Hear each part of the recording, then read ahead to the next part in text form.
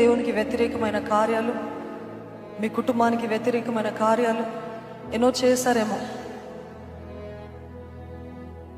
యాకోబు మోసగాడై తండ్రి ఇంటి విడిచెను, యాకోబు ఇశ్రాయేలై తండ్రి ఇంటికి చేరును. హల్లెలూయా.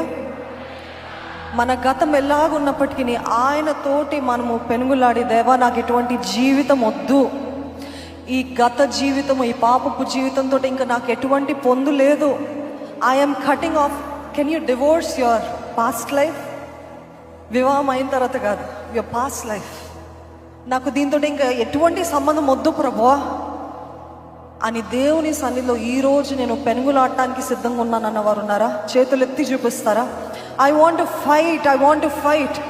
నాకు యాకోబు పెనుగులాడాడు, దెబ్బతిన్నాడు, ఇంకా కుంటుకుంటూ నడిచాడు, కానీ ఆశీర్వాదం సంపాదించుకున్నాడు. హల్లెలూయా. ఈరోజు మీ గొంతులు పోవచ్చు, మీ శక్తి అయిపోవచ్చు, మీ ఓపిక అయిపోవచ్చు, కళ్ళు తిరుగుతున్నట్టు అనిపించవచ్చు. ఏది ఏమైనా మీ పేరు, మీ జీవితము మార్చబడకపోతే ఇక్కడికి వచ్చినా వ్యర్థమే.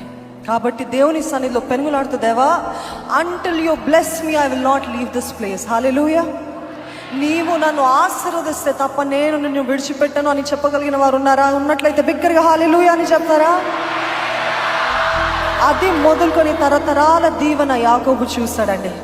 ఈ రోజు వరకు ఇశ్రాయేలు నిలబడి ఉందంటే దేవుడు ఆ రోజు చేసిన నిబంధన, ఆ రోజు చేసిన వాగ్దానం, మీ జీవితంలో వాగ్దానం కూడా దేవుడు నిశ్చయంగా నెరవేరుస్తాడు. ఎందుకంటే మన దేవుడు నిన్న, నేడు, రేపు నిరంతరము ఒకే దేవుడు. హల్లెలూయా. ఉన్నవాడని అనువాడనన్న దేవుడు, ఆ దేవాది దేవుని స్తుతిస్తూ మనమందరం